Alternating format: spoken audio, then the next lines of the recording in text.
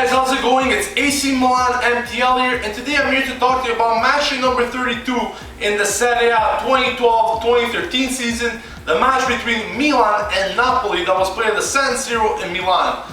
Of course, a very important game for Milan, probably the most important of the season against Napoli, because Milan desperately needed the 3 points against them in order to get closer to that second position, which before this game was 4 points of distance. So with 3 points in this game and with a win, Milan would have reduced the gap to only 1 point and obviously had a better chance in order to get that second place. Unfortunately, it didn't go as planned for Milan, as Milan had to settle in for a 1-1 draw, and the goal came by Flamini at the 30th minute, the only goal scored by Milan in this game. So of course I'm going to be talking to you about how the match pretty much went, the match events, and the player performances. Milan actually started off on the right foot. Milan played an amazing first half, very good in possession, very good control, very good chances created by Milan, and unfortunately they could only get one goal out of all those chances. The goal came at the 30th minute, as I mentioned before, through Matteo Flamini, a good finish, a guy that is not very known to score, but now he has gotten goals in 2 consecutive games. Last week against Fiorentina and this week against Napoli. So this player is someone that is working very hard, I think. Flamini is a player that's working very hard in the team, and he has rewarded the team with 2 goals in these 2 games. But of course, Flamini had a good performance altogether, but ended in tears. Now, I'm going to be talking to you about that event a bit later in this match report, and I'm going to continue talking to you about the match, how it went before that event. So just a few minutes after Milan, I got in the lead at the 30th minute. Goran Pandev for Napoli got the equalizer with a defense that was absolutely sleeping on that goal, and Pandev really could have made no mistakes from the distance, and he beat Abbiati for the equalizer. So at the 33rd minute, it was Milan 1, Napoli 1, and that's how the score ended at half-time. Now for the second half, this is where things change. As I said, Milan played an amazing first half, really controlled the game altogether in that half, but in the second half, Milan played completely opposite to that. Milan were playing way too nervous. They weren't putting the same dedication and same will of playing that they did in the first half. Not many chances happened, too many giveaways by all the players in the team. Really not the Milan that we had seen in the first half. And this is what I think made Milan tie this game. I'm pretty sure if they would have put the same will and same dedication that they put in the first half, this match result could have been different. So the game ended 1-1, not a good result for Milan at all, as they are still 4 points away from that second place, which is held by Napoli. And with 6 games left, things are getting complicated. As we can look at the standings now, you can see that Napoli is still 4 points ahead, as I mentioned, but there's also Fiorentina, which is only 4 points behind Milan at this point.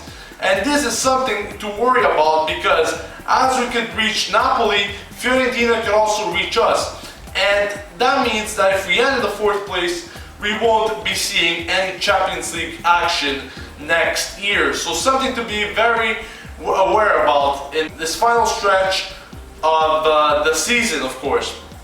Now I'm going to be talking to you about the event at the 75th minute, which is the Flamini red card. In my opinion, I think it was deserved for Flamini. Yes, he did get the ball on the occasion, but you can't go in and tackle with 2 feet like that. We've seen Flamini doing this repeatedly in games, game after game. This is the way he tackles, and it's not a clean tackle, guys. We have to look at this in the perspective of the player getting injured in this circumstance. And Flamini really knows better than that. At the 75th minute, Milan being level on 1-1, really needing the win, you can't go in tackling like this and putting your team on 1 man less and giving your team an handicap with just 15 minutes left. This was a very bad decision by Flamini. Hopefully it serves him as a lesson. He's been doing it way too much in my opinion, and he's been lucky not to get any sanction for it, but this time he has gotten it.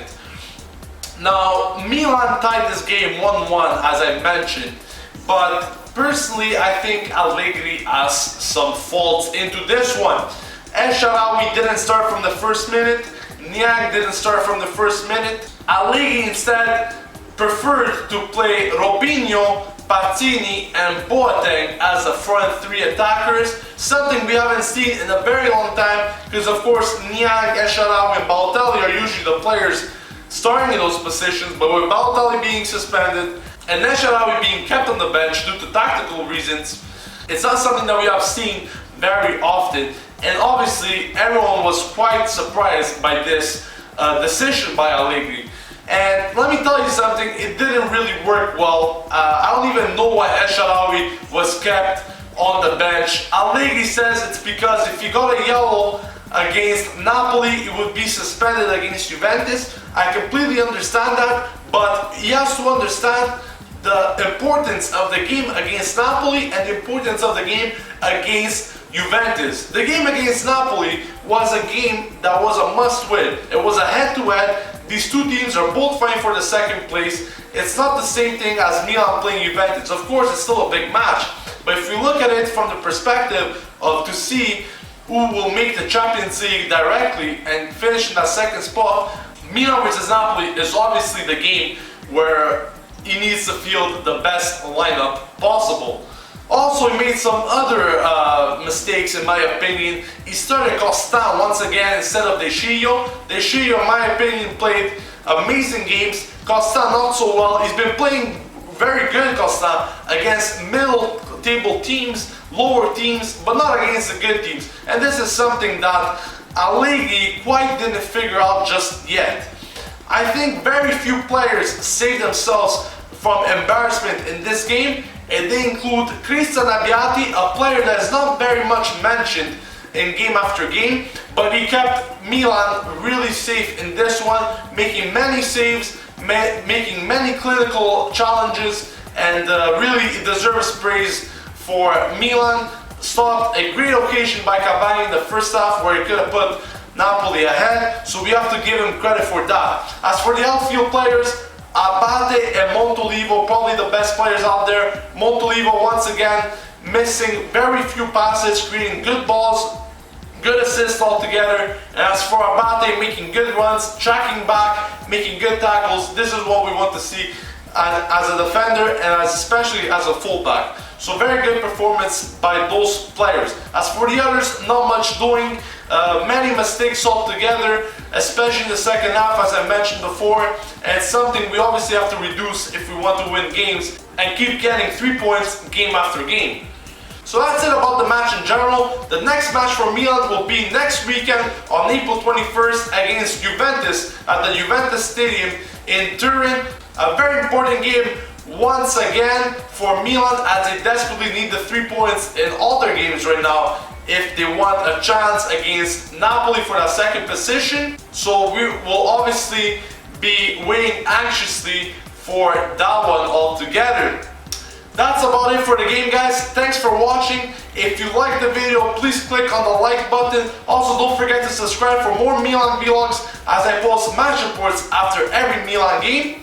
Also, if you haven't yet, please follow me on Twitter and like me on Facebook for Milan news throughout the week as I post Milan updates on a daily basis so you can be always updated with the latest news. Thanks for watching, guys. Once again, I'll see you guys next week for the match report against Juventus. This has been AC Milan MTL here, signing off, and Forza Milan.